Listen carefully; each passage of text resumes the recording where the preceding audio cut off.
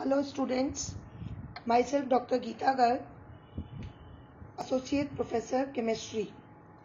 आज हम जो टॉपिक पढ़ने जा रहे हैं उसका टाइटल है colour and spectral behaviour of transition elements.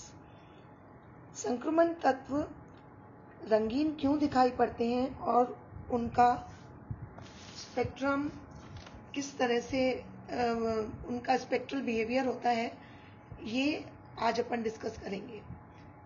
देखिए, कोई भी सब्सटेंस किस कलर का दिखाई देता है यह इस बात पर डिपेंड करता है कि उसके एटम और आयंस स्पेक्ट्रम के किस भाग से एनर्जी को एब्जॉर्ब करते हैं। हमें मालूम है कि विजिबल रीजन जिसकी रेंज 400 से 700 मीटर होती है, इस वेवलेंथ में यदि कोई पदार्थ एनर्जी एब्जॉर्ब करता है तो उससे टकराकर लौटने वाली जो लाइट हमारी आंखों तक आती है उसकी वजह से वो कलर्ड नजर आता है। वाइट लाइट या श्वेत प्रकाश या सामान्य प्रकाश जो हम देखते हैं वो 7 कलर्स का मिक्सचर होता है, ये हमें पता है। तो जब प्रकाश किसी भी पदार्थ से टकराता है उसमें से किसी एक रंग की वेवलेंथ को वो एब्जॉर्ब कर लेता है और उससे निकलने वाली लाइट का जो कलर होता है वो हमारी आंखों को दिखाई देने वाले रंग से अलग होता है। क्यों? क्योंकि जो वो वेवलेंथ की लाइट को एब्जॉर्ब करता है उस वेवलेंथ से निकलने वाला जो कलर हमारी आंखों तक पहुंचता है वो उसका पूरक रंग या कॉम्प्लीमेंट्री कलर कहलाता है। ट्रांजिशन मेटल कॉम्प्लेक्सेस जो होते हैं उनके कलर्ड होने की मेन 2 वजह होती हैं। पहला इसका इम्पोर्टेंट रीजन है डीडी ट्रांजिशन। ये डीडी ट्रांजिशन क्या होते हैं? देखो, जब कोई भी ट्रांजिशन मेटल आयन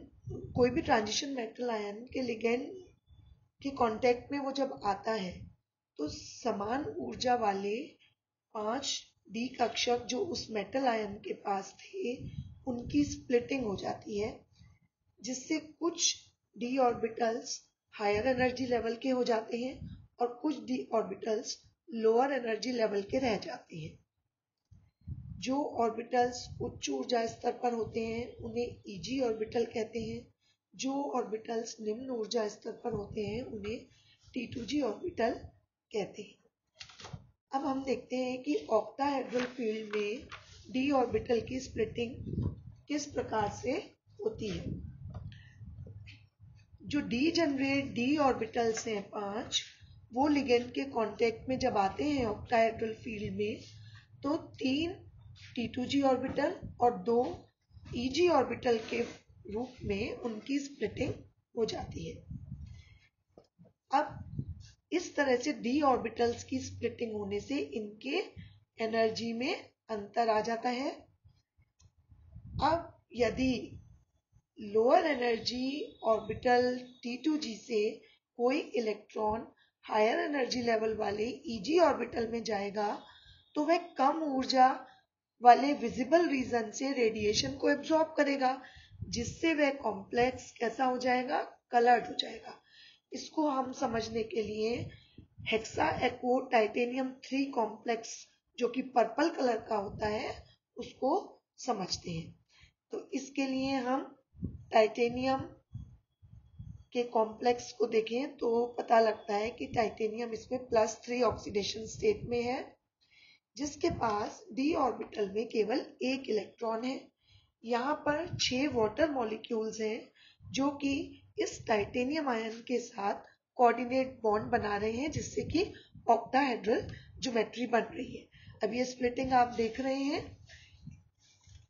इस तरह से इसमें लोअर एनर्जी लेवल यानी T2G ऑर्बिटल में एकमात्र इलेक्ट्रॉन रहता है, जिससे इसका इलेक्ट्रॉनिक कॉन्फ़िगरेशन T2G1 और EG0 होता है। अब यदि और भी इसी तरह के समान लिगेंड्स हो तो उनकी ज्योमेट्री भी वही हो, ऑक्टाहेड्रल हो, तो DN या D10-N कॉन्फ़िगरेशन वाले आयंस जिनमें अनपेयर्ड इलेक्ट्रॉन की संख्या समान है, उनके रंग भी लगभग समान ही रहते हैं। D0 और D10 इलेक्ट्रॉनिक विन्यास वाले जो आयंस होते हैं वो ज्यादातर रंगहीन होते हैं क्योंकि इनके अंदर dd ट्रांजिशन नहीं हो पाता। ये अभी हमने जैसे देखा कि यहाँ पर जो T2g ऑर्बिटल में एक इलेक्ट्रॉन था वो क्या करता है, रेडिएशन एब्जॉर्ब करके और हायर एनर्जी लेवल में चला जाता है। उसके बाद जब वो वापस लोअर एनर्जी लेवल में आता है तो 4 × 10⁻⁻12 की जो उसने लाइट एब्जॉर्ब की थी उससे वो ग्रीन कलर का वेवलेंथ होता है। उससे जब वो वापस लाइट रेडिएट करता है और हमारी आंखों तक वो कलर पहुंचता है तो वो कलर हमें पर्पल कलर के रूप में दिखाई देता है। ये जो हमने आपको पूरक रंग बताया था उसको रिप्रेजेंट करता है। दूसरा इंपॉर्टेंट फैक्टर जो ट्रांजिशन एलिमेंट्स के लिए रिस्पॉन्सिबल है वो है charge transfer spectra. Transition metal के जो कंपाउंड्स होते हैं वो इसी वजह से और भी ज्यादा इंटेंस कलर के दिखाई पड़ते हैं। ये चार्ज ट्रांसफर स्पेक्ट्रा क्या होता है? इस चार्ज ट्रांसफर स्पेक्ट्रा के अंदर धातु आयन तथा लिगेंड मॉलिक्यूल आयन के जो मॉलिक्यूलर ऑर्बिटल्स हैं उनके मध्य भी इलेक्ट्रॉन का ट्रांजिशन हो सकता है। इस ट्रांजिशन में इलेक्ट्रॉन विजिबल रीजन और कंपाउंड कलर दिखाई देने लगता है। dd ट्रांजिशन की तुलना में चार्ज ट्रांसफर से जो डेवलप कलर होता है वो ज्यादा गहरे रंग के होते हैं, ज्यादा इंटेंस होते हैं। ट्रांजिशन मेटल के ऊपर जितना अधिक चार्ज होगा उसका कलर भी उतना अधिक गहरा होगा क्योंकि लिगेंड के मेटल आयन पर चार्ज ट्रांसफर की पॉसिबिलिटी भी उतनी ज्यादा हो जाती है। अब ये अपन नीचे एक टेबल देख रहे हैं। इस टेबल में सारे आयंस जो हैं वो उच्च धन आवेशित हैं, यानी सबके ऊपर पॉजिटिव चार्ज बहुत अधिक है।